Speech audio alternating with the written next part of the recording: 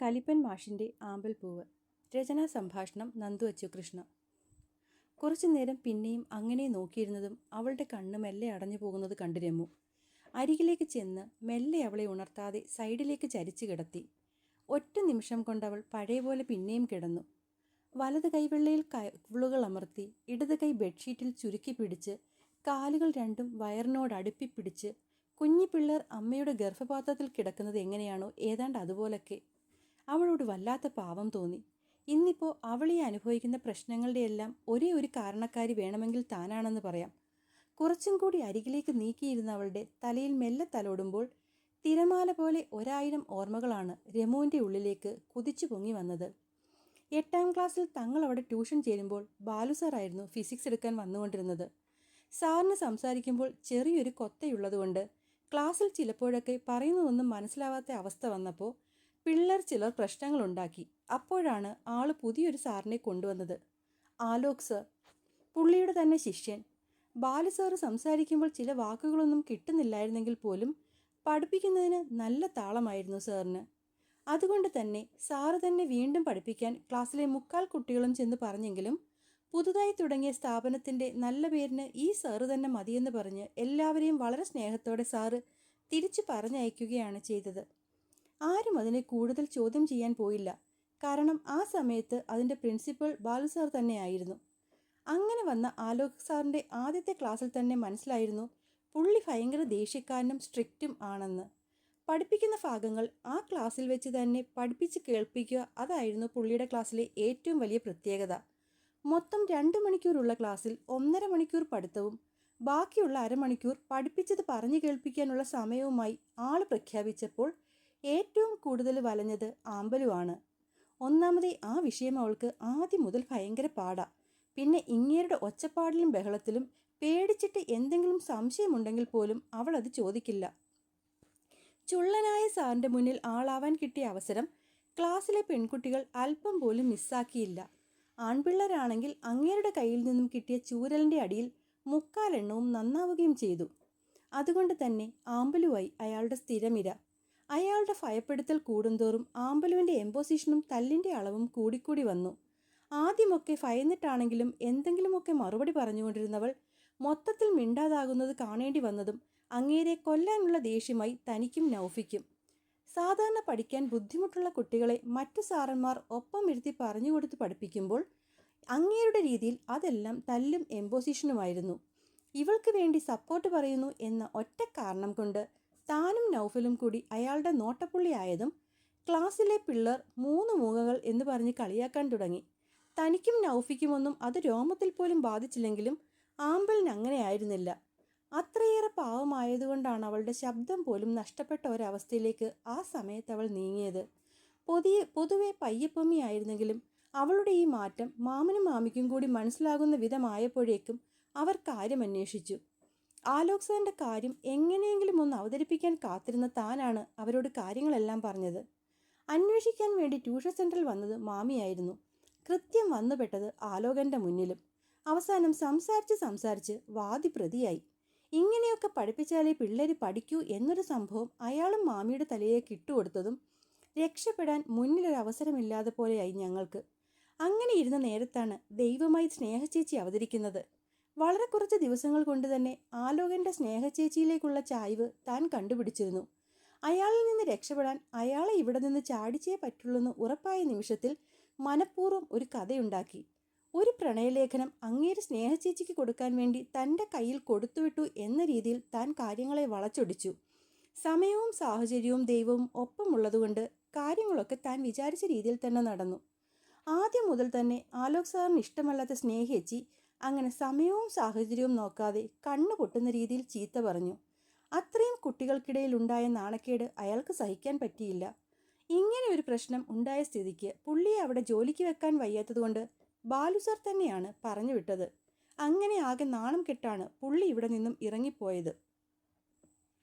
അങ്ങേരങ്ങനെ പോയതിൻ്റെ സന്തോഷം താനും നൗഫിയും കൂടെ ആഘോഷിക്കുന്നതിൻ്റെ ഇടയിലോട്ടാണ് കാര്യങ്ങളൊന്നും അറിയാതെ പൊട്ടിയായ ആമ്പൽ വരുന്നത്. സന്തോഷം അങ്ങനെ ഉച്ചാം തലയിൽ നിൽക്കുന്നതിനിടയിൽ അവളോട് പലതും സെൻസർ ചെയ്തു പറയുമ്പോൾ മരയിലകൾക്കപ്പുറം എല്ലാം കേട്ടുകൊണ്ട് അങ്ങേരുടെ ചേഴക്കാരൻ നിൽക്കുന്ന കാര്യം അറിഞ്ഞില്ല. കാര്യം അവൻ വൃത്തിയായി കേട്ടില്ലെങ്കിലും പിന്നീട് താനും ആമ്പലും സ്നേഹചേച്ചിയുടെ അടുത്ത് നിന്ന് ചിരിക്കുന്ന കണ്ടതും അവൻ ഓരോന്നും പറഞ്ഞു ചൊറിയാൻ വന്നു.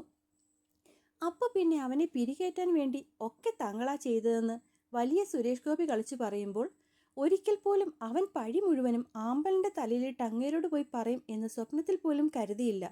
അതുപോലെ അയാളുടെ ചങ്കം കരളുമായി കൂട്ടുകാരൻ പ്രതികാരം ചെയ്യാൻ വേണ്ടി വീണ്ടും ഞങ്ങളുടെ മുന്നിലേക്ക് വരുമെന്നും. ഒരാഴ്ചയ്ക്ക് ശേഷം പിന്നെയും പുതിയ ഫിസിക്സ് സാർ ജോയിൻ ചെയ്തു. ഏതൻ സാർ. ആലോക് സാറിനെ പോലെ ഒട്ടുമായിരുന്നില്ല പുതിയ സാർ. പൊതുവെ വലിയ ദേഷ്യക്കാരനായിരുന്നെങ്കിലും പിന്നെയും പാഠഭാഗങ്ങൾ പറഞ്ഞു പഠിപ്പിച്ചു തരാൻ ഒരു മടിയുമില്ലാത്ത വ്യക്തിയാണ് മുന്നിലുള്ളതെന്ന് വളരെ കുറച്ച് ക്ലാസ്സുകൾ കൊണ്ട് തന്നെ മനസ്സിലായി. പക്ഷേ അവിടെയും പ്രശ്നം ആമ്പലുമായിരുന്നു. അവൾക്കൊരു വിധത്തിലും ആ സബ്ജക്റ്റ് കൂടെ പിടിച്ചെടുക്കാൻ പറ്റിയില്ല. അങ്ങനെ വീണ്ടും വഴക്കും എംപോസിഷനും തുടങ്ങി. ആലോകനെ പോലെ വലിയ ചൂരൽ പ്രയോഗം ഇല്ലായിരുന്നു. പക്ഷേ അതിലും മൂർച്ചയേറിയ ഒരായുധം അയാളുടെ കയ്യിലുണ്ടായിരുന്നു. അയാളുടെ നാവ്. അത് വെച്ച് അയാൾ അവളെ അറഞ്ചും പുറഞ്ചും വെട്ടി. പണ്ടേ ദുർബല, ഇപ്പോൾ ഗർഭിണി. അതായി അവളുടെ അവസ്ഥ. അഹങ്കാരി എന്നും പഠിക്കാൻ കഴിവില്ലാത്തവളെന്നൊക്കെ മിക്കവാറും അയാളുടെ വാക്കുകളിൽ കൂടുതലും വരിക. ആമ്പലു ആകെ തകർന്നു. ഒപ്പം നല്ലൊരു സാറിനെ ട്യൂഷൻ സെൻറ്ററിൽ നിന്നും പറഞ്ഞു വിട്ട ദുഷ്ട എന്നൊരു വിളിപ്പേരും. അങ്ങനെ ദിവസം കഴിയുന്തോറും പ്രശ്നം ഗുരുതരമായി. ആ പ്രാവശ്യം ഓണാവധിക്ക് ശേഷമായിരുന്നു ട്യൂഷൻ സെൻറ്റർ ഓണത്തിൻ്റെ സെലിബ്രേഷൻ. എല്ലാവരും ഒരുങ്ങി സുന്ദരിയായൊക്കെ വരുന്ന ദിവസം. രാവിലെ ആഘോഷവും ഉച്ചയ്ക്ക് ശേഷം ക്ലാസ്സും. ആമ്പലും അന്നൊരു പട്ടുപാവാടയിലായിരുന്നു. മാമ്പഴ കളർ പാവാടയും പച്ച ബ്ലൗസും.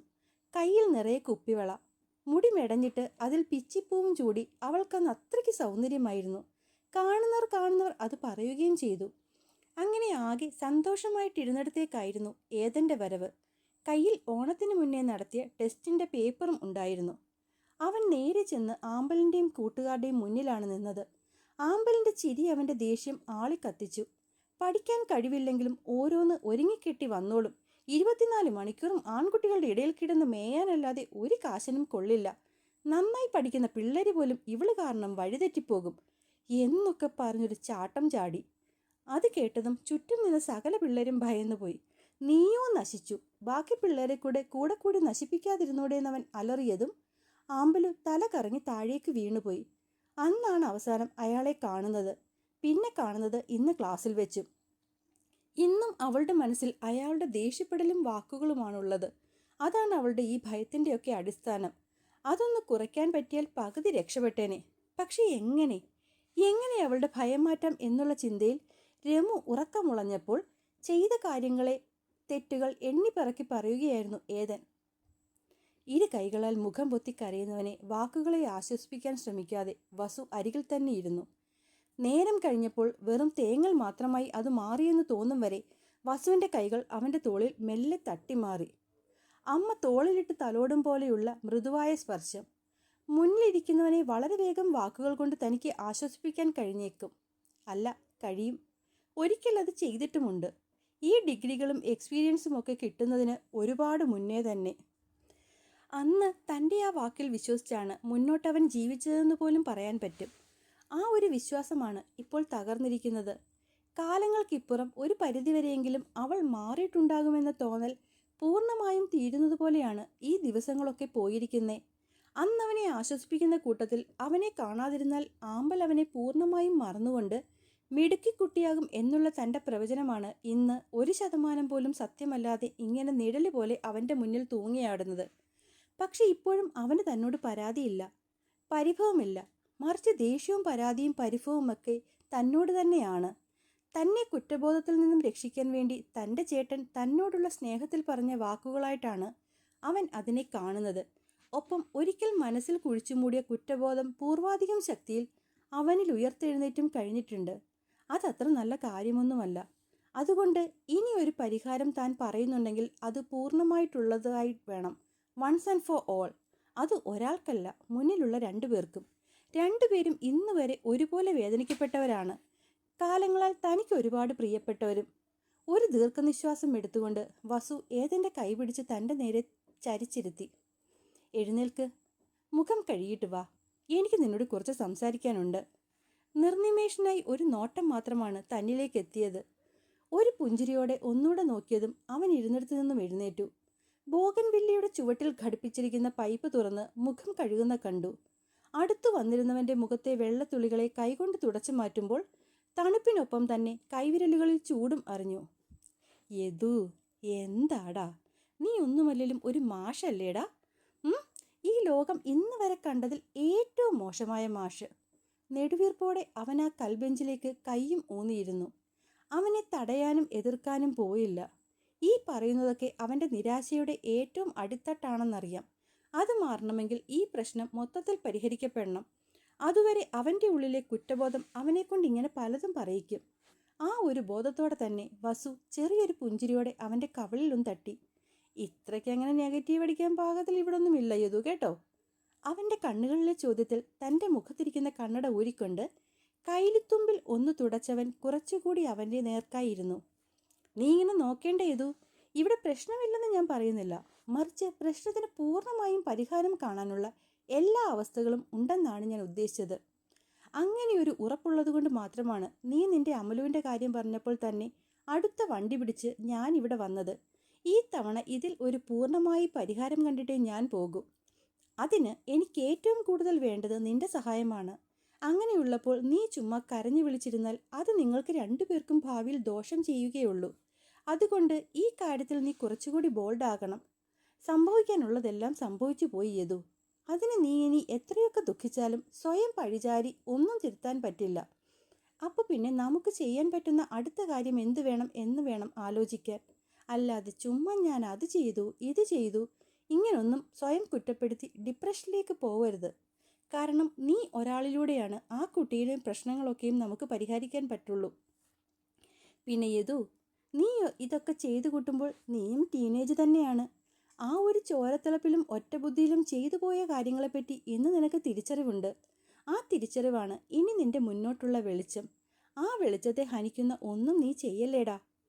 കെട്ടിപ്പിടിച്ച് അവൻ്റെ തോളിൽ തട്ടിയുള്ള സംസാരം ഒരു പരിധിവരെ അവൻ്റെ ഉയർന്ന ഹൃദയമിടിപ്പിനെ നേരെയാക്കിയെന്ന് തോന്നിയതും വസു അവനെ വിട്ടു മാറിയിരുന്നു.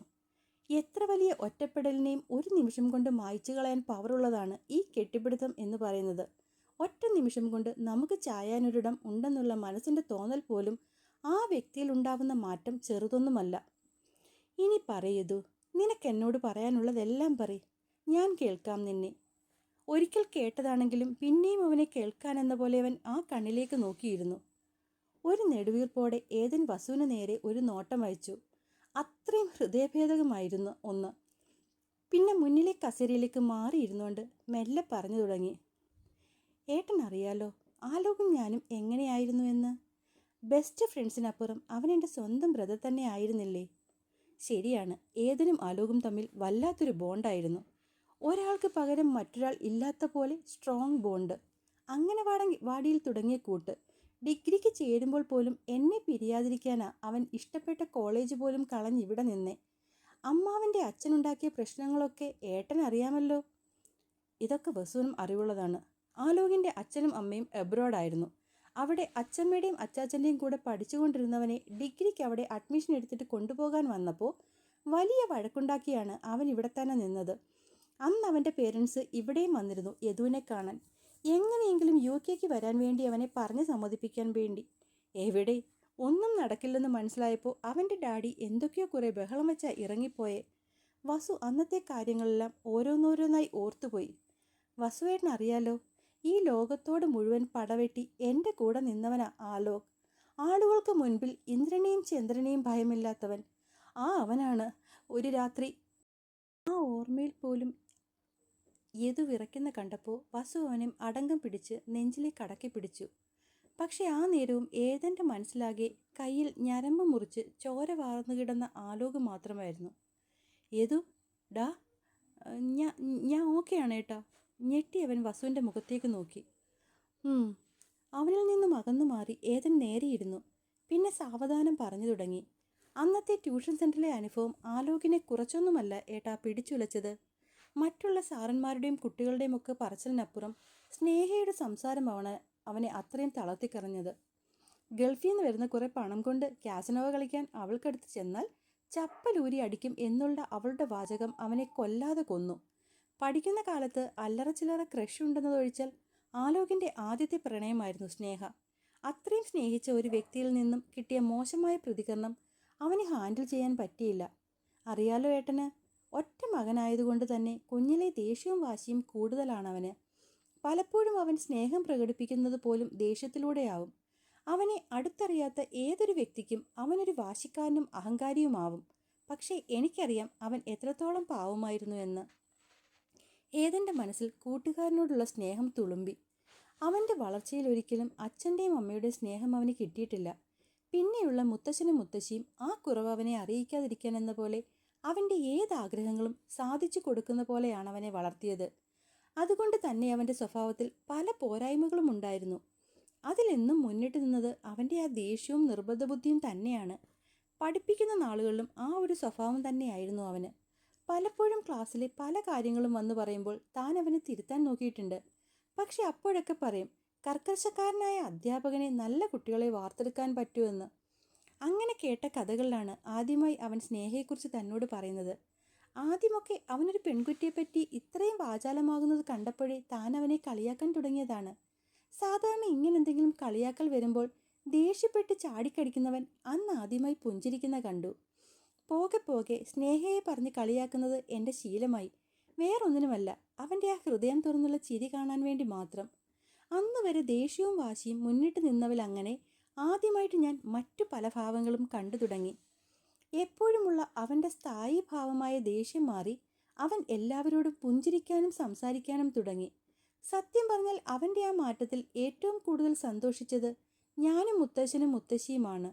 ഒന്നിച്ചുള്ള പല സമയങ്ങളിലും താൻ സ്നേഹയെപ്പറ്റി തിരക്കുമ്പോൾ ഒരു പുഞ്ചിരിയിൽ മാത്രം മറുപടി നൽകിയിരുന്നവൻ നാളുകൾക്കിപ്പുറം ഒരുമിച്ചുണ്ടായൊരു രാത്രിയിലാണ് സ്നേഹയെ ആദ്യമായി കണ്ടപ്പോൾ മുതലുള്ള കാര്യങ്ങൾ പറഞ്ഞത്. എന്താടാ ചക്ക, അവള് കയറി അസ്ഥിക്ക് പിടിച്ചെന്ന് തോന്നുന്നല്ലോ.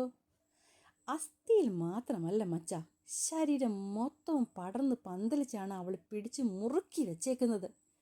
വല്ലാത്തൊരു ചിരിയോടെ അത് പറഞ്ഞുകൊണ്ട് കണ്ണുകൾ ഇറുക്കി അടച്ചവൻ, ആഹാ, അപ്പോൾ ദ ഗ്രേറ്റ് ആലോകൻ കംപ്ലീറ്റ് വീണു എന്നർത്ഥം. വെറും വീഴ്ചയല്ല മോനെ, മൂക്കും കുത്തിയാ വീണത് ചക്കരെ. പുറത്തെ വരാന്തയിൽ കിടന്ന് ആകാശത്തെ നോക്കിയിരുന്ന് ഉറക്കെ വിളിച്ചു പറയുമ്പോൾ അവൻ അത്രത്തോളം സന്തോഷത്തിലായിരുന്നു. ആഹാ, അത്രയ്ക്കൊക്കെ ആയോ?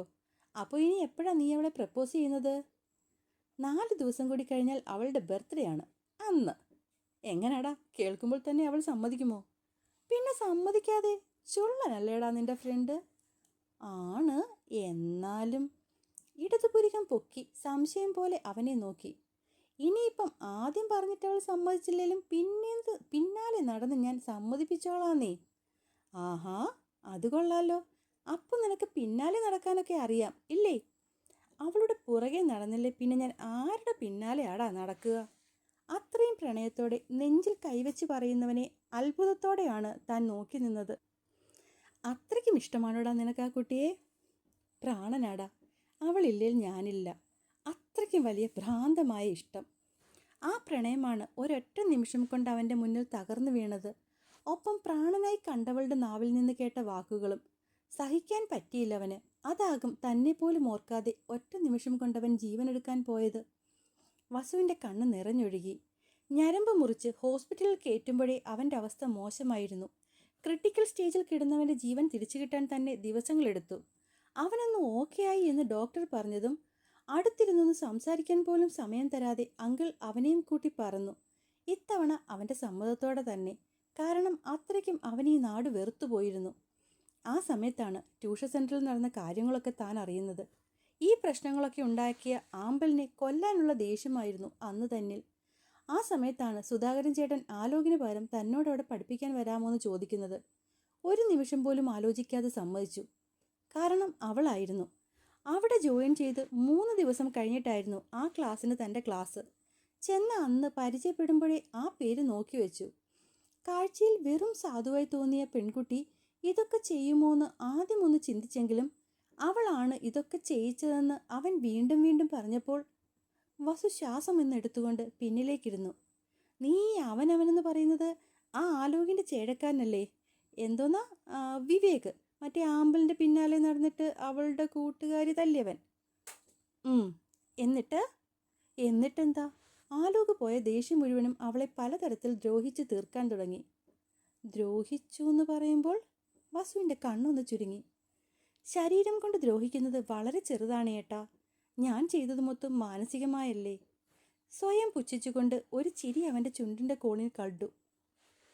പഠിപ്പിച്ചു തുടങ്ങിയ ആദ്യത്തെ ക്ലാസ്സിൽ തന്നെ അവളുടെ ഫിസിക്സിൻ്റെ പേടി എനിക്ക് മനസ്സിലായതാണ്.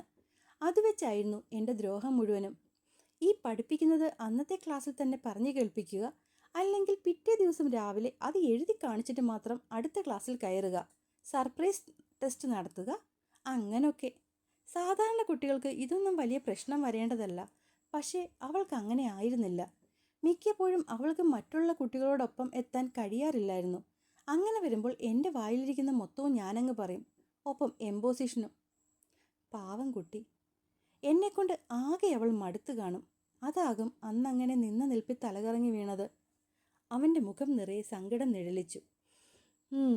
പിന്നെ എപ്പോഴാണ് നീ ഇതിൻ്റെ പിന്നിൽ ആമ്പലല്ലെന്നറിയുന്നത്? അവൾ ബോധം കെട്ടി വീണപ്പോൾ മുഖത്ത് വെള്ളം തളിച്ചിട്ട് പോലും ആ കുട്ടി എഴുന്നേൽക്കാതെ വന്നപ്പോൾ എല്ലാവരും കൂടി ഹോസ്പിറ്റലിൽ കൊണ്ടുപോയിരുന്നല്ലോ. അന്ന് മറ്റുള്ളവർ പോയപ്പോൾ ഞാൻ പോയില്ല. ഏറെ നേരം ക്ലാസ് മുറിയിൽ ഇരുന്ന് തിരിച്ചിറങ്ങുമ്പോഴാണ് ക്ലാസ്സിലിരുന്നാരോ ഉറക്കെ ചിരിച്ചട്ടഹസിക്കുന്നത് കേട്ടത്. കാര്യം എന്തെന്നറിയാനായി ചെന്നപ്പോഴാണ് ഒരുത്തൻ തൻ്റെ വീരസാഹസിക കഥകൾ കൂട്ടുകാരന് മുന്നിൽ വിളിച്ചു പറയുന്നത് കേട്ടത്. സത്യം പറഞ്ഞാൽ പാതിയിൽ കേട്ടു തുടങ്ങിയതുകൊണ്ട് പലതും ആദ്യം എനിക്ക് മനസ്സിലായില്ല. എന്നാലും അവൻ്റെ പറച്ചിലിൽ വെച്ച് കാര്യങ്ങൾ ചിലതൊക്കെ കത്തി. ദേഷ്യത്തിൽ ആ മുറിയുടെ വാതിലും തുറന്ന് അകത്തേക്ക് ചെല്ലുമ്പോൾ എന്നെ കണ്ടവൻ ശരിക്കും പേടിച്ചു പോയിരുന്നു. പിന്നെ കൂടുതലൊന്നും വേണ്ടി വന്നില്ല. 2-3 വട്ടം വിരട്ടി ഒരടി കൂടി കൊടുത്തതും ആള് തത്ത പറയും പോലെ സത്യം മൊത്തം പറഞ്ഞു. ആമ്പൽ അവൻ്റെ പ്രണയം സ്വീകരിക്കാത്തതിന് അവൾക്ക് അവൻ കൊടുത്ത പണിയാണെന്ന് പോലും, എന്നോടും ആലോകിനോടൊക്കെ കള്ളക്കഥയുണ്ടാക്കിയതെന്ന്. സത്യം പറഞ്ഞത് കേട്ടതും കാലിനടിയിലെ മണ്ണ് ഒലിച്ചു പോകുന്ന പോലെയാണ് ഏട്ടാ തോന്നിയത്. പിന്നെയുള്ളതൊക്കെ ഏട്ടനറിയാലോ. മനഃപൂർവ്വം ഒരാളെ മരണത്തിലേക്ക് തള്ളിവിട്ടവളെ ആ വേദനയൊന്ന് അറിയിക്കണമെന്ന് കരുതി ഞാൻ ചെയ്തതൊക്കെയും ഒരു നിരപരാധിയോടാണെന്നുള്ള തിരിച്ചറിവ് എന്നെ കുറച്ചൊന്നുമല്ല തളർത്തിയെന്ന് ഏട്ടനും അറിയാവുന്നതല്ലേ. ഏതൻ മുഖം താഴ്ത്തിയിരുന്നു. ശരിയാണ്, ആ സമയത്തുള്ള യദുവിനെ തനിക്കറിയാം. ആകെ മൂടിക്കെട്ടി ഡിപ്രഷൻ ബാധിച്ച് നിരാശയുടെ അവസാന പടിയിൽ താൻ കണ്ടിട്ടുണ്ട് അവനെ. അവിടെ നിന്നും മിനിമം കോളേജിലെ ക്ലാസ്സിലെങ്കിലും പോകാൻ പാകത്തിലാക്കാൻ താൻ പെട്ട പാട്. ആ സമയം യദു കോളേജിൽ പോകാൻ വേണ്ടി നിന്നിരുന്നത് തൻ്റെ കൂടെയായിരുന്നു. മാഷിൻ്റെയും ടീച്ചറിൻ്റെയും സ്ഥലം മാറ്റം കാരണം അവരോടൊപ്പം അലയാൻ വയ്യെന്ന് പറഞ്ഞാണ് ഏതനും ആലോകും തൻ്റെ കോളേജിലെ ഡിഗ്രിക്ക് അഡ്മിഷൻ എടുത്തത്. ആ സമയത്താണ് തൻ്റെ കോളേജിലെ ഒരു പെൺകുട്ടി സൂയിസൈഡ് ചെയ്തത്.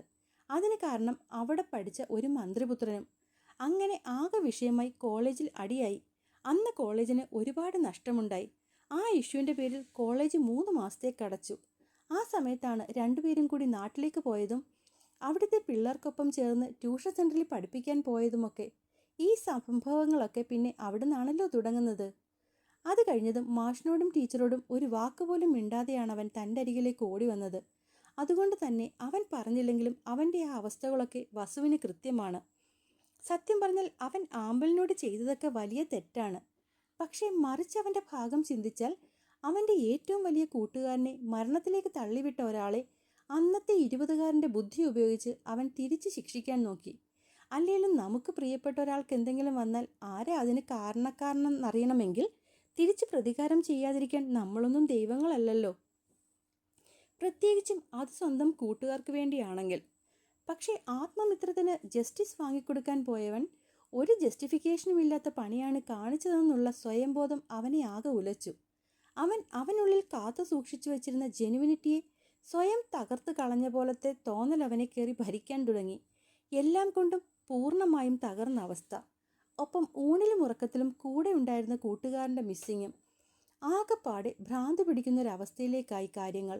ആദ്യമൊക്കെ ഏതു നേരവും മൂടിക്കെട്ടിയുള്ളവൻ്റെ ഇരിപ്പ് കണ്ടപ്പോൾ ആലോകില്ലാത്തത് കൊണ്ടാണെന്ന് കരുതി താൻ കൂടുതലൊന്നും ചോദിക്കാൻ പോയിട്ടില്ല. പക്ഷെ കോളേജിൽ പോലും പോകാതെ ഏതു നേരവും മുറിയടച്ചുള്ള ഇരിപ്പ് അത്രയ്ക്കങ്ങോട്ട് ശരിയായി തോന്നിയില്ല. പയ്യെ പയ്യെ താൻ ഉദ്ദേശിക്കുന്നതൊന്നുമല്ല അവൻ്റെ ഉള്ളിലെന്നുള്ള തോന്നലാണ് ഒരു ദിവസം പിടിച്ചു നിർത്തി കാര്യങ്ങൾ തിരക്കിയത്. അന്ന് തൻ്റെ കാലിൽ കെട്ടിപ്പിടിച്ച് കരഞ്ഞുകൊണ്ടവൻ പറഞ്ഞതൊക്കെ കേട്ടപ്പോൾ ആദ്യം അവനോട് ദേഷ്യവും പിന്നെ സങ്കടവും ഒരുപോലെ തോന്നി. പക്ഷെ തൻ്റെ മുന്നിൽ അത്രയും തകർന്നു നിൽക്കുന്നവനോട് ദേഷ്യപ്പെടുന്നതിനുമപ്പുറം അവനെ ചേർത്ത് നിർത്തുന്നതാണ് ശരിയെന്ന് തോന്നി.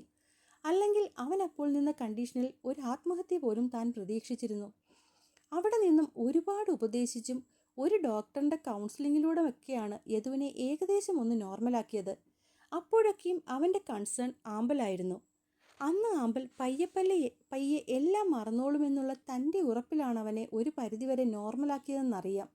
ആ ഒരു വിശ്വാസമാണ് ഇപ്പോൾ തകർന്നിരിക്കുന്നത്. അതുകൊണ്ട് തന്നെ എല്ലാം ഒന്നേന്ന് തുടങ്ങണം. ഈ തവണ രണ്ടുപേരും തൻ്റെ മുന്നിലുണ്ട്. അവരെ കാര്യങ്ങളൊക്കെ പറഞ്ഞു കൊടുത്ത് ഈ പ്രശ്നത്തിൽ നിന്നും പൂർണ്ണമായും പുറത്തേക്ക് കൊണ്ടുവരാം എന്നുള്ള ആത്മവിശ്വാസം സ്വയമുണ്ട് താനും. ഒരു നെടുവീർപ്പോടെ വസു മുന്നിലിരിക്കുന്നവനെ നോക്കിയതു. നീ ഇങ്ങനെ സങ്കടപ്പെട്ടുകൊണ്ടിരുന്ന പ്രത്യേകിച്ച് ഈ അവസ്ഥയ്ക്ക് മാറ്റമൊന്നും വരാൻ പോകുന്നില്ല. മറിച്ച് നീ എൻ്റെ കൂടെ കോർപ്പറേറ്റ് ചെയ്യുകയാണെങ്കിൽ നമുക്ക് ഈ പ്രശ്നത്തിന് ശാശ്വതമായ പരിഹാരം കാണാൻ പറ്റുകയും ചെയ്യും. സോ ഇനി ഡിസിഷൻ നിന്റെ കയ്യിലാണ്. നീ എൻ്റെ ഒപ്പം നിന്ന് ഇത് പരിഹരിക്കുന്നോ അതോ ജീവിതകാലം മുഴുവനും ഇതുപോലെ ഇരുന്ന് മോങ്ങാൻ നോക്കുന്നോ എന്ന്. അപ്പോൾ ഈ പ്രശ്നമേട്ടൻ പരിഹരിച്ച് തരുമെന്ന് ഉറപ്പല്ലേ? അതുവരെ തകർന്നിരുന്നവൻ ആ ഒരൊറ്റ ചോദ്യത്തിൽ കണ്ണുകളിൽ ആശ നിറച്ച് തൻ്റെ കൈകളിൽ പിടുത്തമിട്ടു. ഉറപ്പായും ഞാൻ നിന്നെ പറയുന്നതൊക്കെ, പക്ഷെ ഞാൻ പറയുന്നതൊക്കെ നീ അനുസരിക്കണം.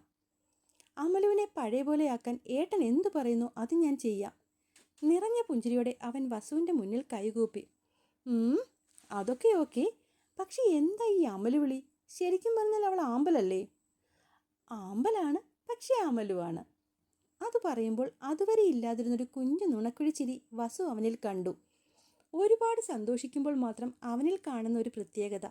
വസു അവൻ്റെ ആ ചിരിയും നോക്കി അങ്ങനെയേ നിന്നു.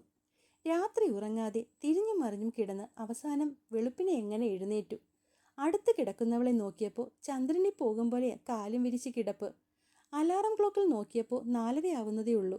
ഈ നേരത്തെങ്ങാനും വിളിക്കാൻ പോയാൽ കൊല്ലും പെണ്ണ്. അതുകൊണ്ട് വിളിക്കാൻ നിന്നില്ല. മെറ്റിലെ കട്ടിൽ നിന്നും എഴുന്നേറ്റവൾ ഇന്നലെ പഠിച്ചു നിർത്തിയ ബുക്ക് വെറുതെ ഒന്ന് മറിച്ചു നോക്കി.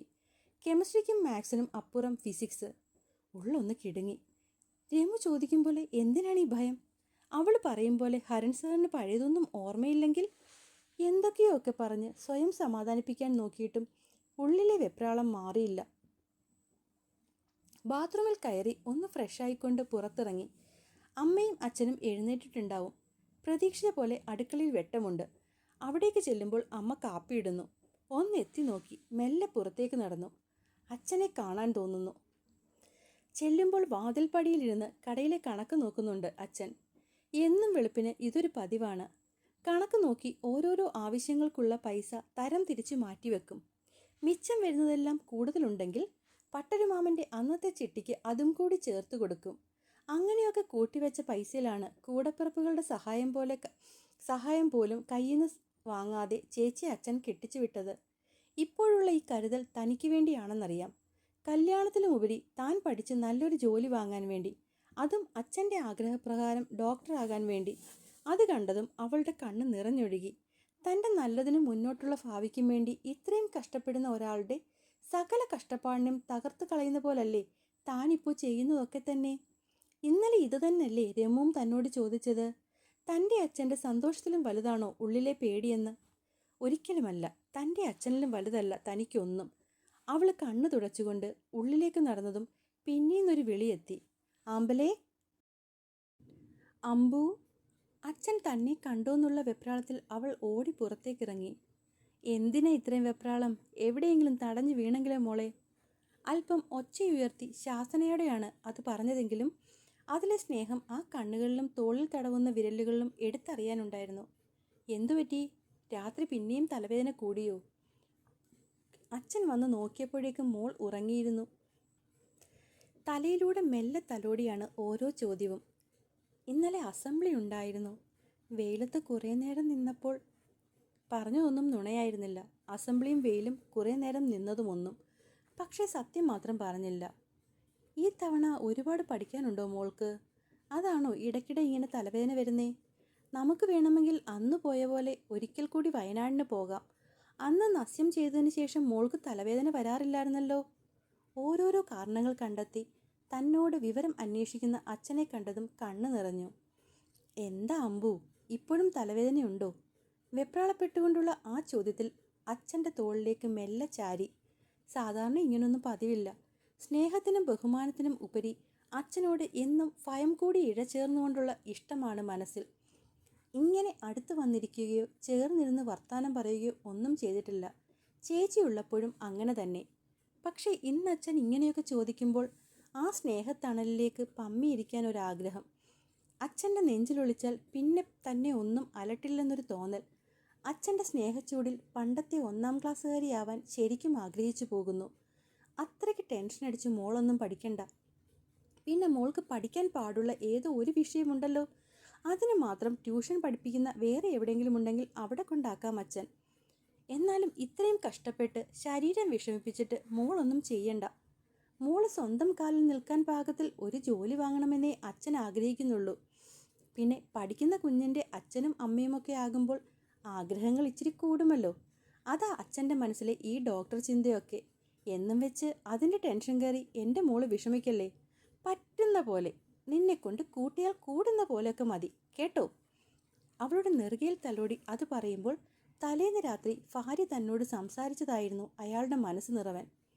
കുറച്ച് ദിവസമായി മോൾക്ക് വലിയ ടെൻഷനാണെന്നും ഉറക്കം പോലും ഒഴിച്ചാണ് പഠിത്തമെന്നും അതുകൊണ്ടാ ഇപ്പോൾ പഴയ പോലെ മൈഗ്രെയിൻ വരുന്നതെന്നും ഇതൊക്കെ അവൾ നമ്മുടെ ആഗ്രഹം സാധിക്കാൻ വേണ്ടി കഷ്ടപ്പെടുന്നതാണെന്നൊക്കെ പറഞ്ഞായിരുന്നു മഞ്ജുവിൻ്റെ കരച്ചിൽ മുഴുവനും. ശരിയാണ്, അമ്പു പഠിച്ച് ഒരു ഡോക്ടറാവാൻ ഒരുപാട് ആഗ്രഹിക്കുന്നുണ്ട്. കാശ് കൊടുത്ത് മെഡിക്കൽ സീറ്റൊന്നും വാങ്ങിക്കൊടുക്കാനുള്ള പാകില്ല. പക്ഷേ മെറിറ്റിൽ അഡ്മിഷൻ കിട്ടിയാൽ എന്ത് വിറ്റുപറക്കിയാണെങ്കിലും അവളെ അത് പഠിപ്പിക്കും എന്ന് മനസ്സിൽ പണ്ടേ ഉറപ്പിച്ചതാ. ആ തീരുമാനത്തെ ശരിവെക്കും പോലെയാണ് ഇതുവരെയുള്ള അവളുടെ പഠിത്തവും മാർക്കുമെല്ലാം. പക്ഷേ ഇപ്പോൾ കുറച്ചായി ആള് പതിവിലും നിശബ്ദയാണ്. പണ്ടും ഇങ്ങനെയൊക്കെ തന്നെ ആയിരുന്നു, ഒരു പൂച്ചക്കുട്ടി. ആരോടും പിണക്കവും പരിഭവവും പരാതിയും ഒന്നുമില്ലാത്തൊരു മകൾ. അതുകൊണ്ടൊക്കെയാവും കുടുംബത്തെ എല്ലാവർക്കും അവൾ ഒരുപാട് പ്രിയപ്പെട്ടവളാണ്. പക്ഷേ അവളുടെ ഈ പാവത്വം തന്നെ പലപ്പോഴും ഭയപ്പെടുത്താറുണ്ട്. ഇന്നത്തെ കാലത്ത് അല്പം വായും നാക്കുമൊന്നുമില്ലാതെ ഒരാൾക്ക് ജീവിക്കാൻ പറ്റില്ല. അങ്ങനെയുള്ളവർക്കിടയിൽ തൻ്റെ മകൾ ആളുടെ തോളിൽ ആ കൈകൾ മുറുകി. ഒന്നുമില്ല അച്ഛാ, എനിക്ക് പഠിക്കാൻ പറ്റുന്നതൊക്കെയുള്ളൂ. ശരിക്കും വെയിൽ കൊണ്ട് പറ്റിയതാ. അദ്ദേഹത്തെ ആശ്വസിപ്പിക്കാൻ എന്ന പോലെ ആ തോളിലേക്ക് ചാരുമ്പോൾ അറിയാതെ അച്ഛനോട് നുണ പറയുന്നതിന് 1000 വട്ടം അവൾ മാപ്പ് പറയുന്നുണ്ടായിരുന്നു. നിർമാല്യം തൊഴുത് ദേവിയിലേക്ക് മനസ്സർപ്പിക്കുമ്പോൾ ആകെ പ്രാർത്ഥിച്ചത് ഇനിയെങ്കിലും അച്ഛനെയും അമ്മയും സങ്കടപ്പെടുത്തുന്ന ഒന്നും തൻ്റെ ഭാഗത്തു നിന്നുണ്ടാവാൻ സമ്മതിക്കല്ലേ എന്നു മാത്രമാണ്. പതിവില്ലാതെ വെളുപ്പിന് അച്ഛനടുത്തിരുന്ന് സംസാരിച്ചു കൊണ്ടിരുന്നപ്പോഴാണ് കുളിച്ചു വന്നാൽ ഒരുമിച്ച് നിർമാല്യം തൊഴാൻ പോകാമെന്ന് അച്ഛൻ പറഞ്ഞത്.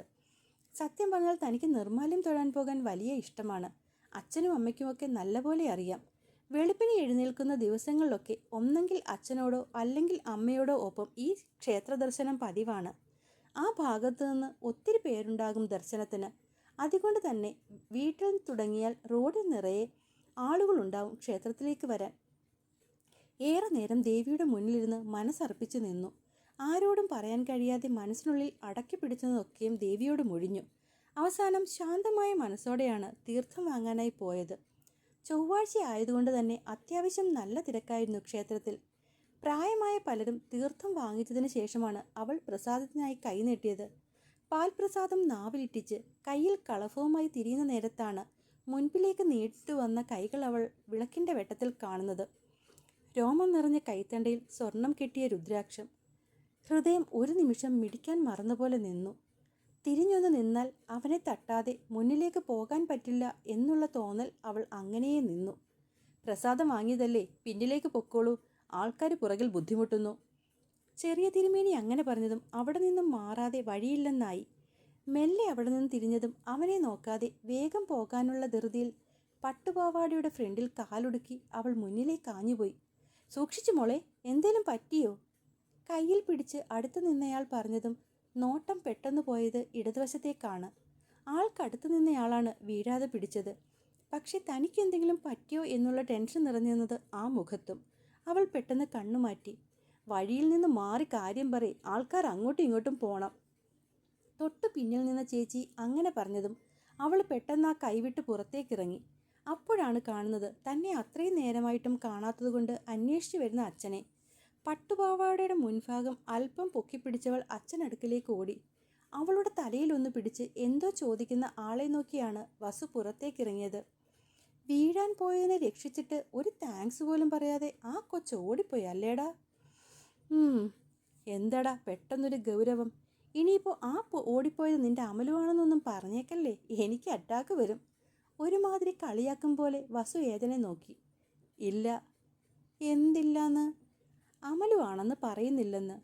അവൻ മെല്ലെ ഗോപുരത്തിനടുത്തേക്ക് നടന്നു. നീ എന്താ അങ്ങനെ പറഞ്ഞേ? ഏട്ടനല്ലേ പറഞ്ഞത് അത് അമലുവാണെന്ന് പറയരുതെന്ന്. അതിനിപ്പോൾ എന്താ? നീ പറയുന്നത് കേട്ടാൽ തോന്നുമല്ലോ ഞാൻ പറഞ്ഞില്ലായിരുന്നെങ്കിൽ അത് അമലുവാണെന്ന് നീ പറയുമായിരുന്നെന്ന്. എന്തും അത് അമലുവാണെന്ന് ഞാൻ പറയുമായിരുന്നു. പ്രത്യേകിച്ച് ഒരു ഭാവവ്യത്യാസവുമില്ലാതെ അവൻ വസുവിനെ മാറി പുറത്തേക്കിറങ്ങി. എടാ നീ എന്താ പറഞ്ഞേ? കേട്ടില്ലേ ഏട്ടൻ? കേട്ടു.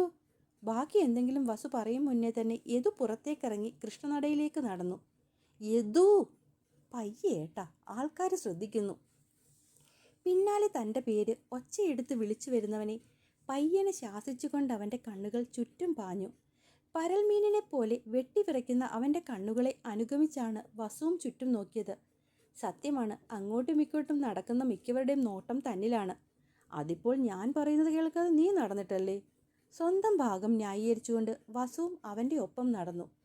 എടാ, അത് നിന്റെ അമലുവാണെന്ന് ഉറപ്പാണോ? ഇതിപ്പോൾ കുറേ നേരമായല്ലോ എൻ്റെ അമലു എൻ്റെ അമലു എന്ന് പറയുന്നു. അല്ല, എന്താ ഡോക്ടറുടെ ഉദ്ദേശം? കൈ രണ്ടും കെട്ടി യദു അവന് മുന്നിലായി അങ്ങനെ നിന്നു. അതിപ്പോൾ നീ അങ്ങനെ ചോദിച്ചാൽ ഞാൻ പറയും ബാക്കിയുള്ളവർക്കെല്ലാം അവൾ ആമ്പലാണ്, നിനക്ക് പക്ഷേ അമലുവാണ്. ഫോർ ടെക്നിക്കലി സ്പീക്കിംഗ് അങ്ങനെ വരുമ്പോൾ അത് നിന്റെ അമലു എന്നല്ലേ എനിക്ക് പറയാൻ പറ്റൂ. നിഷ്കളങ്കതയുടെ സുപ്പീരിയോറിറ്റി ഫീലിങ്സിൽ പിടിച്ച് പാവം കാണിച്ച് നിൽക്കുന്നവനെ കണ്ടപ്പോൾ അറിയാതെ ഏതോ ചിരിച്ചുപോയി. ഇതിപ്പോൾ ഏട്ടൻ്റെ പ്രശ്നം എന്താ? അതോ അമലുവാണെന്ന് അറിയുകയാണോ, അതോ അമലു എന്നുള്ള പേരിൻ്റെ പിന്നിലെ കഥ അറിയുകയാണോ? സത്യം പറ, ശരിക്കും ഈ തലമണ്ടയിൽ കൂടി എന്താ ഓടുന്നത്? ഈ തവണ പുഞ്ചിരിയോടെയാണ് അവൻ ചോദിച്ചത്. അതായിരുന്നു വസുവിന് വേണ്ടതും. സത്യം പറഞ്ഞാൽ അവൻ്റെ മനസ്സൊന്ന് ശാന്തമാകാൻ വേണ്ടിയാണ് വെളുപ്പിനെ ക്ഷേത്രത്തിൽ വന്നതുപോലും. ഏറെക്കുറെ പ്രസാദം വാങ്ങാൻ പോകുന്ന വരെ അങ്ങനെ ആയിരുന്നു താനും. പക്ഷേ അവിടെ വെച്ച് അവളെ കണ്ടതും അവൻ്റെ മുഖം മാറി. തലേന്നത്തെ പോലെ അവൻ ആ പാനിക് അറ്റാക്ക് വീണ്ടും വരുമോയെന്ന് പോലും സത്യം പറഞ്ഞാൽ തോന്നിപ്പോയി. ആ മൈൻഡ് ഒന്ന് മാറ്റാൻ വേണ്ടിയാണ് ഇങ്ങനെയൊക്കെ എന്തോ വിളിച്ചു പറഞ്ഞത്. But it works. തനിക്ക് നൽകിയ പുഞ്ചിരിയോടെ തന്നെ 3 വലം ചുറ്റുന്നവൻ്റെ പിന്നിലായി വസുവും നടന്നു. പ്രദക്ഷിണം പൂർത്തിയായതും ഇടതുഭാഗത്തുള്ള ആൽത്തറയിലേക്ക് കയറിയിരുന്നു. കൃഷ്ണനടയ്ക്ക് തൊട്ടടുത്തായിട്ടാണ് ആൽമരം നിൽക്കുന്നത്. ആദ്യമൊക്കെ ചെറിയ കൈവരി പോലെയായിരുന്നെങ്കിൽ ഇപ്പോൾ ഇരിക്കാൻ പാകത്തിൽ തറ കെട്ടിയിട്ടുണ്ട്. യദുവിനൊപ്പം വസുവും അവിടെ ഇരുന്നു. ഏട്ടനെ അവളെ കണ്ടിട്ട് എന്തു തോന്നി? ദൂരേക്കെങ്ങോ നോട്ടം പായിച്ചുകൊണ്ട് അവൻ ചോദിച്ചു. എന്തു തോന്നാൻ? സത്യം പറഞ്ഞാൽ ശരിക്കും ഞാൻ അവളുടെ മുഖം പോലും കണ്ടില്ല.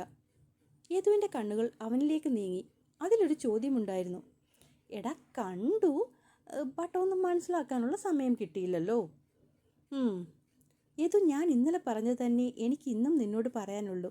നിന്റെ കോളേജ് കാലഘട്ടത്തിലുണ്ടായ ഒരു തെറ്റ്, അതിൻ്റെ കുറ്റബോധവും പേറിയുള്ള യാത്ര നീ ഇവിടെ അവസാനിപ്പിക്കടാ. ദൈവം നിങ്ങളെ രണ്ടുപേരെയും ഒരിടത്ത് കൊണ്ടുവന്ന് നിർത്തിയിട്ടുണ്ടെങ്കിൽ അതെന്തെങ്കിലും മനസ്സിൽ കാണാൻ വെച്ചിട്ടൊന്നുമല്ലല്ലോ. അതുകൊണ്ട് നിനക്കെന്നെ വിശ്വാസമില്ലെങ്കിലും നീ വിശ്വസിക്കുന്ന ആ മൂർത്തിയെ നമുക്കിതെല്ലാം ഏൽപ്പിക്കാം. അദ്ദേഹം നിങ്ങൾ രണ്ടുപേരെയും രക്ഷിക്കും. ആ ഒരു വിശ്വാസത്തോടെ വേണം നീ ഈ ക്ഷേത്രത്തിൽ നിന്നിറങ്ങാൻ. പിന്നെ നഷ്ടങ്ങൾ അവൾക്ക് മാത്രമല്ല നിനക്കും ഉണ്ടായിട്ടുണ്ട്. ഇന്നും നിനക്ക് ഒരു കൂട്ടം ആൾക്കാരെ ഒരുമിച്ച് നേരിടാൻ ഭയമാണ്. ഒരു അധ്യാപകനായിട്ട് പോലും ഇന്നും നിന്നോടൊരു ക്ലാസ്സിനെ മൊത്തത്തിൽ ലീഡ് ചെയ്യാൻ പറഞ്ഞാൽ നിന്റെ മനസ്സിൽ ആദ്യം വരുന്നത് അതിൽ നിന്ന് എങ്ങനെ ഒഴിയാം എന്നുള്ള ചിന്തകളാണ്. അതിൽ നിന്നെല്ലാമുള്ള മോചനത്തിൻ്റെ ദിവസങ്ങളാവും ഇനിയുള്ള നിന്റെ നാളുകൾ. നീയും അവളും ഒരുമിച്ച് ഈ പ്രശ്നങ്ങളിൽ നിന്നെല്ലാം പുറത്തേക്ക് വരും. Trust me Yadu. സത്യമാണോ ഏട്ടാ? അവൻ്റെ കണ്ണിൽ പ്രതീക്ഷയുടെ ഒരു തിരുനാളം കത്താൻ തുടങ്ങി. സത്യം. പക്ഷെ അതിന് നീ അവൾക്ക് ആവോളം സമയം കൊടുക്കണം. അവൾ ഒരിക്കൽ കണ്ട ഏതനല്ല ശരിക്കുമുള്ള യദു എന്നവൾ മനസ്സിലാക്കുന്ന അത്രയും സമയം. അതുപോലെ സ്വയം സമയമെടുത്ത് നീയും നിന്റെ ഉള്ളിലെ ഇൻഫീരിയോറിറ്റി കോംപ്ലക്സുകളിൽ നിന്നെല്ലാം പയ്യെ പയ്യെ പുറത്തു കടക്കാൻ ശ്രമിക്കണം. Yoga is A good medicine for all mind problems. Practice that. അവൻ്റെ തോളിൽ തട്ടിയത് പറയുമ്പോൾ ഇന്നലത്തേതിലും വളരെ പ്രകടമായ ഒരു മാറ്റം അവനിൽ വസു കണ്ടു.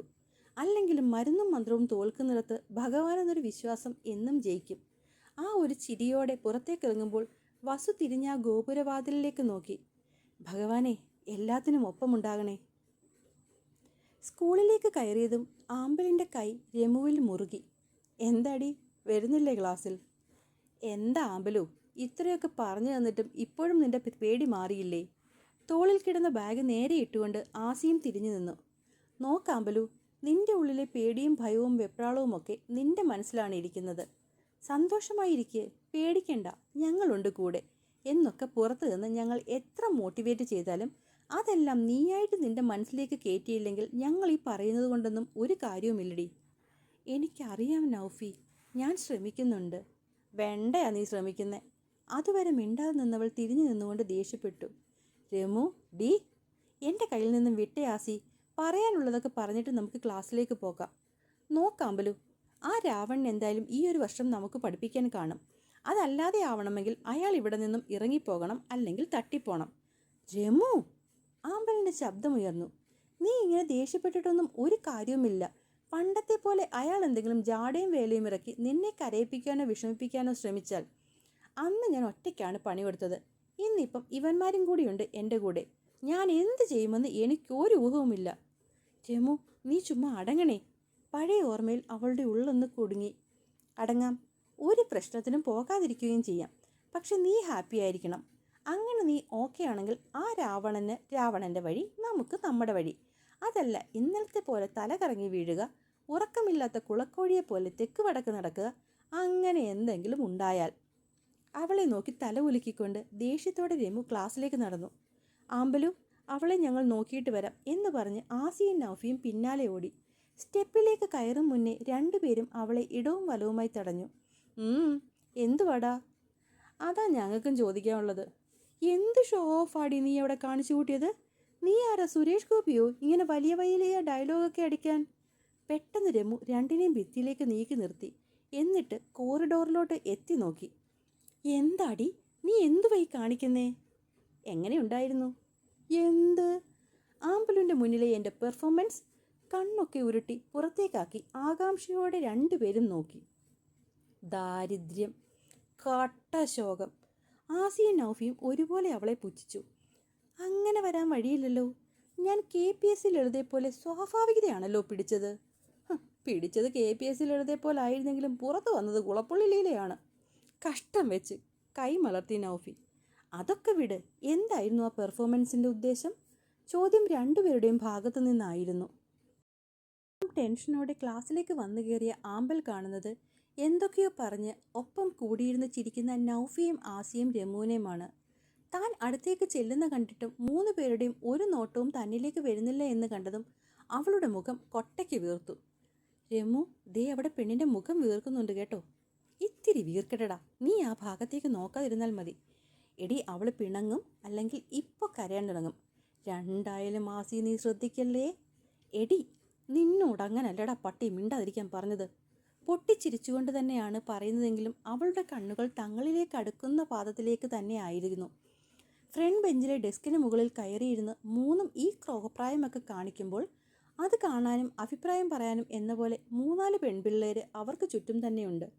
അപ്പോഴേക്കും പെണ്ണിൻ്റെ മുഖം കുറച്ചു മുന്നേ ഉണ്ടായ സങ്കടത്തിന് പകരം ദേഷ്യം കൊണ്ട് വീർക്കാൻ തുടങ്ങി. ക്ലാസ്സിലുള്ള എല്ലാ കുട്ടികളോടും ഒരു പുഞ്ചിരിക്കപ്പുറം വലിയ ബന്ധമൊന്നുമില്ല ആമ്പലിന്. അത് ആർക്കും അവളോട് സൗഹൃദം കൂടാൻ ഇഷ്ടമില്ലാത്തത് കൊണ്ടൊന്നുമല്ല.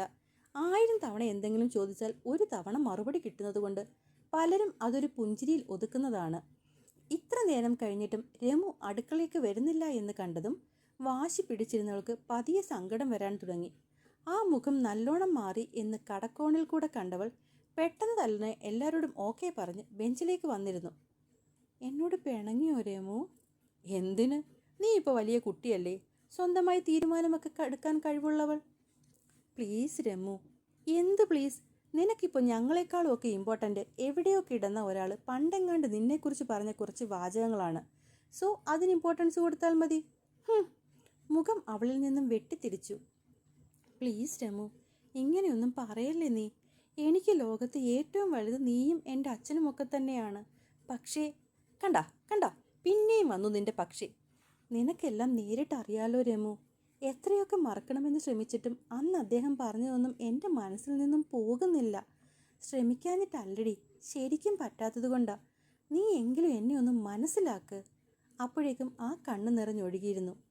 എന്തെങ്കിലും ഒന്ന് പറഞ്ഞ് രണ്ടാമത് ഈ കണ്ണീർ ഒലിപ്പിക്കുന്നൊന്ന് നിർത്തുന്നുണ്ടോ നീ? അതാണ് ആദ്യം നിർത്തേണ്ട നിന്റെ ശീലം. എന്ത് കേട്ടാലും ഇരുന്ന് മോങ്ങിക്കോളും. മുന്നിലത്തെ ബെഞ്ചിലും സൈഡിലിരുന്നുമൊക്കെ പിള്ളേർ ഇതൊന്നും കേൾക്കുന്നില്ലെന്ന് ഉറപ്പ് വരുത്തിക്കൊണ്ട് പല്ല് കടിച്ചു പിടിച്ച് അത്രയും പയ്യനെയാണ് രമുവിൻ്റെ സംസാരം. നോക്കാമ്പലു, ഞാൻ സത്യമാണ് പറയുന്നത്. ഇനിയും നീ പഴയതൊക്കെ ഓർത്ത് വെച്ച് പേടിച്ച് വെപ്രാളപ്പെട്ട് കഴിയാനാണ് ഉദ്ദേശമെങ്കിൽ നീ വിളിക്കുന്ന ഉണ്ണിഗണപതിയാണേ സത്യം. ഞാൻ അങ്ങേർക്ക് പണി കൊടുക്കും. അതും നല്ല ചിമിട്ടുള്ള 8ൻ്റെ പണി. രമു, ഒരു രമു ഇല്ല. ഇനിയിപ്പോൾ എന്തൊക്കെ പറഞ്ഞിട്ടും കാര്യമില്ല എന്ന് തോന്നി അവൾ അങ്ങനെയേയിരുന്നു. നേര് പറഞ്ഞാൽ ഉള്ളിൻ്റെ ഉള്ളിൽ വല്ലാത്ത ഭയമുണ്ട്. ആ ആളെക്കുറിച്ച് ഓർക്കുമ്പോൾ തന്നെ കൈയും കാലും വിറയ്ക്കും. പക്ഷേ ഇനി അറിഞ്ഞുകൊണ്ട് ആ ഭയത്തെ നേരിടാൻ പഠിക്കണം. അല്ലെങ്കിൽ പിന്നെ പണ്ട് നടന്നതിൻ്റെ തനിയാവർത്തനം വീണ്ടും താൻ കാരണമുണ്ടാകും. ഒരിക്കലുണ്ടായ പ്രശ്നങ്ങൾ തന്നെ തീർന്നിട്ടില്ല. ഇനി അതിനൊപ്പം പുതിയത്. വയ്യ ഗണേശ. അവൾ തലയൊന്ന് കുടഞ്ഞു. ലാസ്റ്റ് ബെല്ലടിച്ചതും ആമ്പലിൻ്റെ കണ്ണുകൾ വാതിലിലേക്ക് പോയി. ഓരോ നിമിഷത്തിനും ഓരോ മണിക്കൂറിൻ്റെ ദൈർഘ്യം പോലെ. അപ്പുറത്തെ ക്ലാസ്സിലേക്ക് ടീച്ചർ പോകുന്ന കണ്ടതും ഏത് നിമിഷവും തൻ്റെ ക്ലാസ്സിലേക്കും സാർ എത്തുമെന്ന് മനസ്സിലായി. ഫസ്റ്റ് പീരീഡ് ഫിസിക്സ് ആണ്.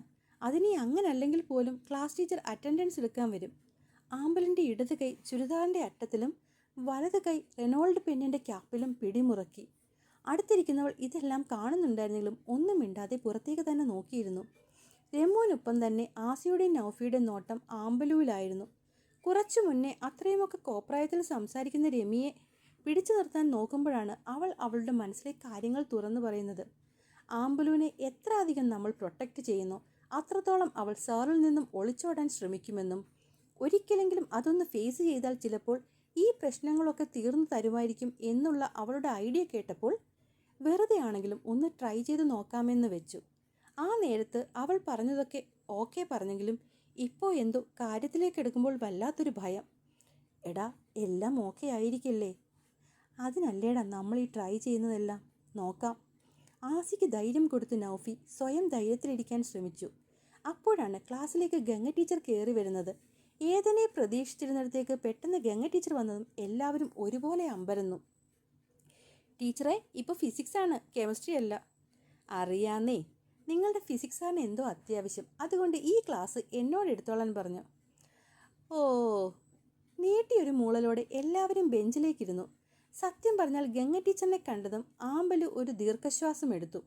ഇത്തിരി നേരം പുതിയ ക്ലാസ്സിനെ പറ്റിയൊക്കെ ചർച്ച ചെയ്ത് പിള്ളേരൊന്ന് ഓക്കെ ആയെന്ന് തോന്നിയതും ഗംഗ ടീച്ചർ ആദ്യത്തെ ചോദ്യം ചോദിച്ചു. പീരിയോഡിക് ടേബിൾ ആദ്യത്തെ 30 എണ്ണം നീറ്റായി ബോർഡിലെഴുതാൻ ആർക്കറിയാം? തുടങ്ങി. ആൺകുട്ടികളുടെ എല്ലാവരുടെയും സ്വരം ഒരുപോലെയാണ് വന്നത്. അപ്പോൾ തുടങ്ങണ്ടേ? എൻ്റെ ടീച്ചറെ, നമുക്കെന്തെങ്കിലും കൊച്ചു വർത്താനം പറഞ്ഞുകൊണ്ടിരിക്കും, അല്ലാതെ ചുമ്മാ പീരിയോഡിക് ടേബിളും ടൈം ടേബിളും ഇതൊക്കെ നല്ല ആവശ്യമുണ്ടോ? ഇല്ലടാ, ഒരാവശ്യവുമില്ല. പരീക്ഷ സമയത്ത് ഈ വർത്തമാനം എഴുതി വെച്ചാൽ മതി, നിനക്ക് കൊട്ടയ്ക്ക് മാർക്ക് കിട്ടും. കേട്ടോടാ നോബി? ടീച്ചർ നോബിയെ കളിയാക്കിയതും പിള്ളേരെല്ലാം നോബിയെ നോക്കി ചിരിക്കാൻ തുടങ്ങി. എന്നെ നോക്കി ചിരിക്കാതെ എഴുതാൻ അറിയുന്നവർ വന്ന് എഴുതാൻ നോക്ക്. അവൻ കെറിവിച്ചതും ടീച്ചർ ഒന്ന് ചിരിച്ചുകൊണ്ട് ഗേൾസിൻ്റെ സൈഡിലേക്ക് നോക്കി. ടീച്ചറെ, ടീച്ചർക്ക് പീരിയോഡിക് ടേബിൾ പോരായോ? ദേ ഇവൾ എഴുതിത്തരും. രമു ആമ്പലിൻ്റെ കൈപൊക്കി പറഞ്ഞതും ടീച്ചർ ചിരിച്ചു. ദാ ടീച്ചർ ആമ്പലിന് നേരെ ചോക്ക് നീട്ടിയതും അവൾ രമുവിനെ ഒന്ന് കെറിവിച്ചു നോക്കി. ഒപ്പം ചോക്ക് വാങ്ങി ബോർഡിൽ എഴുതാൻ തുടങ്ങി. Good, very good. അവൾ എഴുതി പൂർത്തിയാക്കിയതും ടീച്ചർ തോളിൽ തട്ടി അഭിനന്ദിച്ച സന്തോഷം ആ മുഖത്ത് പ്രകടമായിരുന്നു. Teacher attendance എടുക്കുന്നില്ലേ? അയ്യോ, നേരാണല്ലോ. എൻ്റെ കയ്യിൽ നിങ്ങളുടെ ക്ലാസ് ടീച്ചർ അതുകൊണ്ട് തന്നതാ. പക്ഷേങ്കിൽ ഞാൻ വരുമ്പോൾ എടുക്കാൻ മറന്നു. ആമ്പൽ ഒരു കാര്യം ചെയ്, എൻ്റെ ഡെസ്കിൽ ആ രജിസ്റ്റർ ഉണ്ട്, അതുപോയി എടുത്തോണ്ട് വാ. ഞാനോ? ആ, വേഗം. പിന്നെ എൻ്റെ ടേബിൾ അറിയില്ലെങ്കിൽ അവിടെ ഷീൽ ടീച്ചർ ഇരിപ്പുണ്ട്. ടീച്ചറോട് ചോദിച്ചാൽ ടീച്ചർ എടുത്തു തരും. അത്രയും ടീച്ചർ പറഞ്ഞതും പോകാതിരിക്കാൻ പ്രത്യേകിച്ച് കാരണങ്ങളൊന്നും കിട്ടിയില്ല. ഭയന്നാണ് അവൾ സ്റ്റാഫ് റൂമിലേക്ക് ചെന്നത്. പക്ഷേ അകത്തേക്ക് കയറിയപ്പോൾ തന്നെ മനസ്സിലായി ഷീല ടീച്ചർ അല്ലാതെ അവിടെ വേറെ ആരുമില്ലെന്ന്. അത് ഗംഗാ മിസ്സിൻ്റെ ടേബിൾ ദോ ആ കാണുന്നതാണ്. എന്തു പറ്റി? അറ്റൻഡൻസ് രജിസ്റ്റർ എടുക്കാൻ. ഇത്തിരിയൊക്കെ ഒച്ചത്തിൽ പറയാൻ ശ്രമിക്കാമ്പൽ, ഇതിപ്പോൾ അടുത്തിരുന്നിട്ട് പോലും കേൾക്കാൻ പറ്റുന്നില്ല. ടീച്ചർ ചിരിയോടെ പറഞ്ഞതിന് തിരിച്ചൊരു തലയാട്ടായിരുന്നു മറുപടി. ഗംഗ ടീച്ചറിൻ്റെ ടേബിളിൽ നിന്നും രജിസ്റ്റർ എടുത്ത് തിരിഞ്ഞതും കാണുന്നത് അവൾക്കടുത്തേക്ക് നടന്നു വരുന്ന ഏതനെയാണ്. അവളുടെ ഇരു കൈകളും ആ രജിസ്റ്ററിൽ മുറുകി. ആമ്പൽ. ആ വിളിയിൽ കുനിഞ്ഞ മുഖം ഉയർന്നു. അമലു, എനിക്കൊന്ന് സംസാരിക്കണം. മുന്നിൽ നിൽക്കുന്നവളുടെ പേടിയും വെപ്രാളവും കാണുന്നുണ്ടായിരുന്നെങ്കിലും ഇങ്ങനെയൊരു സന്ദർഭം കിട്ടിയപ്പോൾ സംസാരിക്കാതിരിക്കുന്നത് വല്ലാത്ത മടയത്തരമാണെന്നുള്ള തോന്നലാണ് സംസാരിക്കാൻ തുടങ്ങിയത് തന്നെ. ഏതൻ അവളുടെ മുഖത്തേക്ക് നോക്കി. ഭയം കൊണ്ട് പിടയുന്ന മിഴികൾ അതിങ്ങനെ പരൽമീനിനെ പോലെ തെന്നി മാറി കളിക്കുന്നു. അവളുടെ ഹൃദയമിടിക്കുന്ന ശബ്ദം ഈ ദൂരത്തിലും തനിക്ക് കേൾക്കാം.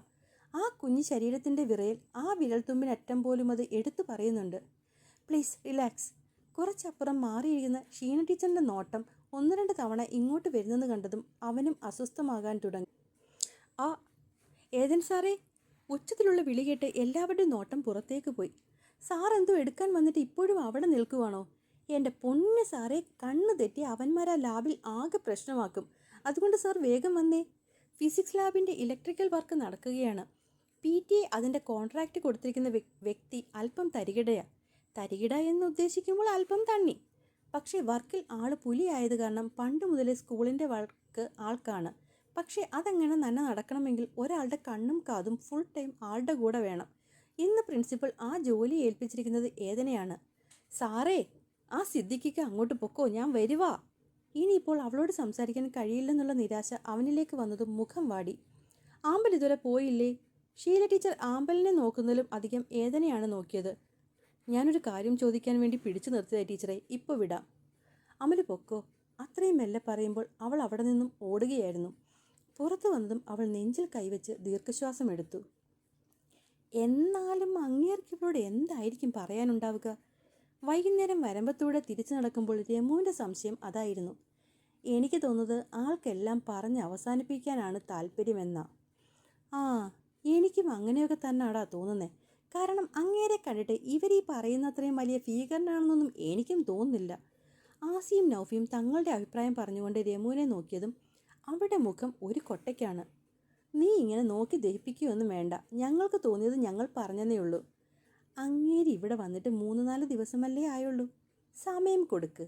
ഇന്നല്ലെങ്കിൽ നാളെ അയാളുടെ ഉള്ളിലെ രാക്ഷസൻ പുറത്തു ചാടും. നോക്കാം. ഹാ, നോക്കിയാൽ മതി. പരസ്പരം കൊമ്പ് കോർത്തുകൊണ്ട് അവർ മുന്നേ നടക്കുമ്പോഴും കൂട്ടത്തിലുള്ളവൾ നിശബ്ദയായിരുന്നു. അവളെ കണ്ണു കാണിച്ചുകൊണ്ട് നൗഫി ഓടി അവൾക്കൊപ്പം എത്തി. ആമ്പലു, എന്താടി, നിന്റെ പേടി ഇപ്പോഴും മാറിയില്ലേ? പതിഞ്ഞ ഒരു ചിരി മാത്രമായിരുന്നു മറുപടി. നീ ഇങ്ങനെ പൂച്ചക്കുഞ്ഞിനെ പോലെ നടന്നിട്ടാ എല്ലാവരും നിന്റെ ഈ പാവത്തം മുതലാക്കുന്നത്. ദോ നിൽക്കുന്നു ഒരുത്തി, കല്ലിന് കാറ്റുപിടിക്കാത്ത പോലെ നിന്റെ മുന്നിൽ. അത്രയൊന്നും ആയില്ലെങ്കിലും കുറച്ചും കൂടി സ്വയം സങ്കടപ്പെടാതിരിക്കാൻ വേണ്ടിയെങ്കിലും നീ ഒന്ന് ശ്രമിച്ചു നോക്ക്. നടന്നിട്ട് തന്നെ. അവൾക്കൊപ്പം എത്തിക്കൊണ്ട് രമു തോളിലൂടെ അവളെ ചേർത്ത് പിടിച്ചു. നീ പേടിക്കണ്ട. ഇനി ഇതും ചാകാനാണെങ്കിലും കൊല്ലാനാണെങ്കിലും നമ്മൾ ഒരുമിച്ചാ. അതുപോരെ. ചെറിയൊരു പുഞ്ചിരിയോടെ തലയുലുക്കി അവൾ നടക്കുമ്പോൾ മനസ്സ് മുഴുവനും രാവിലെ തൻ്റെ മുന്നിൽ നിന്നും മനുഷ്യൻ്റെ രൂപമാണ്. ഇന്നാണ് ആളുടെ മുഖത്തേക്ക് നോക്കുന്നത്. പക്ഷേ രാവിലെ താൻ കണ്ട ആളെ ഇതിനു മുന്നേ കണ്ടിട്ടില്ല എന്ന് തോന്നുന്ന പോലെ. തനിക്കറിയാവുന്ന ആൾ തന്നെ കാണുമ്പോൾ തന്നെ ദേഷ്യം പിടിച്ച് മുഖം ചുരുക്കി പല്ല് കടിച്ചു പിടിച്ച് നിൽക്കുന്ന ഒരാളായിരുന്നു. പക്ഷെങ്കിൽ ഇന്ന് താൻ കണ്ട ആ മുഖം, അതിൽ ഒരല്പം പോലും ദേഷ്യമുണ്ടായിരുന്നില്ല. മറിച്ച് സങ്കടം നിറഞ്ഞു നിൽക്കുന്ന പോലെയാണ് ആ കണ്ണുകൾ കണ്ടപ്പോൾ തോന്നിയത്. ശരിക്കും തന്നെ ഏറ്റവും അത്ഭുതപ്പെടുത്തിയത് ആ കണ്ണുകളായിരുന്നു. അതിൽ കണ്ടത് ദയയും അലിവുമായിരുന്നില്ലേ? എന്തൊക്കെയാമ്പലേ നീ ആലോചിച്ച് കൂട്ടുന്നത്? ആ ആൾക്ക് ദയയും അലിവും അതും തന്നോട് ഒരിക്കലും ഉണ്ടാകില്ല. താൻ ചിന്തിച്ചു കൂട്ടുന്ന അബദ്ധങ്ങൾ ഓർക്കുമ്പോൾ അവൾ തലയൊന്ന് കുടഞ്ഞു.